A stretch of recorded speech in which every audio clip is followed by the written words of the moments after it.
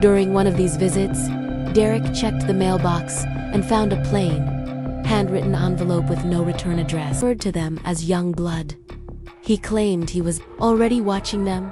The envelope and paper were examined for fingerprints and DNA.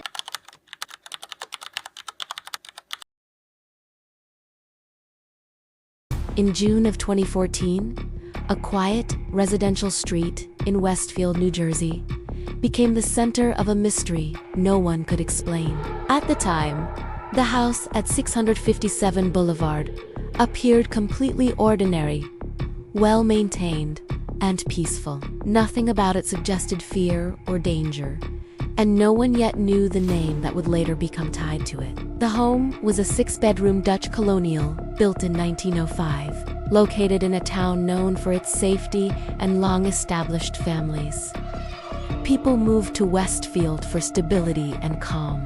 For more than a century, families had lived at 657 Boulevard without any public record of violence, threats, or strange events. That sense of normalcy ended when Derek and Maria Broaddus purchased the house for approximately $1.35 million. They believed it would be the place where they would raise their 3 children. Before moving in, they planned simple renovations, painting, refinishing floors, and making small interior updates. Contractors worked during the day, while the family frequently stopped by to check progress. At night, the house stood empty and silent. During one of these visits, Derek checked the mailbox and found a plain, handwritten envelope with no return address. It was addressed only to the new owner.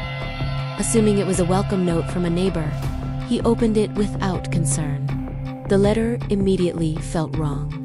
It claimed that the writer family had been watching the house for generations, beginning with a grandfather in the 1920s, then a father in 1960s, and now the responsibility had passed to the writer. The house was described not as a place to live, but as something meant to be observed, remembered, and waited for. The tone then turned unsettling. The writer asked whether the family had children and referred to them as young blood.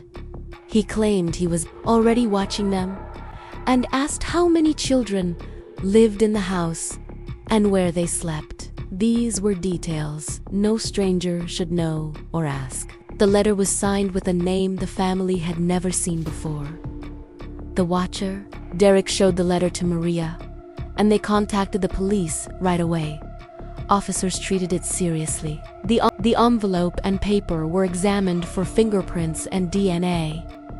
Although trace DNA was found, it was not enough to identify anyone. Handwriting analysis produced no match. Police canvassed the neighborhood, spoke with residents, and increased patrols around the house, but no suspect was identified. On police advice, the family delayed moving in. Soon after, another letter arrived.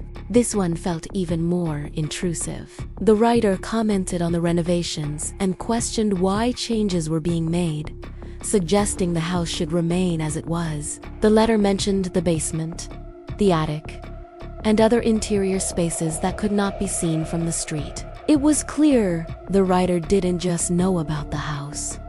They knew it. Once again, the children were mentioned. There were still no direct threats, but the fixation was impossible to ignore. After further discussions with police, the Broaddus family made a difficult decision. They would not move into the house, not even for a single night. Security cameras were installed, private investigators were hired, and police continued monitoring the area. Former owners, contractors, delivery workers, and anyone who might have had access to the house were investigated. Several people briefly became persons of interest, but no evidence ever connected anyone to the letters. Behavioral experts reviewed the messages. Some believed the letters showed obsession rather than a plan for violence. Others warned that the absence of clear threats made legal action nearly impossible. None of these opinions brought the family closer to answers. Months turned into years. The Broaddus family continued paying the mortgage, property taxes, and insurance on a house they could not live in. They were unable to move forward, yet unable to let go. The unanswered questions, especially those involving their children, weighed heavily on them. Eventually, they decided to sell the house. Under New Jersey law, the letters had to be disclosed to potential buyers. Once the story was revealed, interest disappeared. Offers were withdrawn. The value of the house dropped, and the property sat in uncertainty. The family later sued the previous owners, claiming they had received similar letters and failed to disclose them. The sellers admitted to receiving one strange letter shortly before moving, but said it seemed harmless and was dismissed as a prank. The court ruled against the Broaddus family, citing a lack of sufficient evidence. As the story became public, national media outlets picked it up. The name The Watcher spread across the country. Tips poured in, but none led to an arrest. Letters believed to be from The Watcher continued sporadically for some time. They contained no threats and no demands, only the same disturbing fixation on the house. The final known letter arrived around 2017. Then, the letters stopped. No explanation. No goodbye, just silence.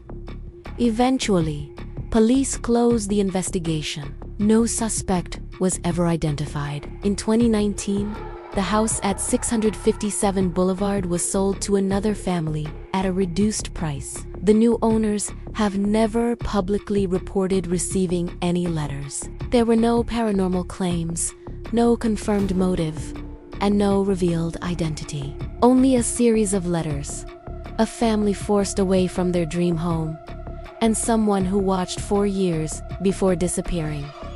Even now, no one knows who was watching 657 Boulevard or why they ever stopped.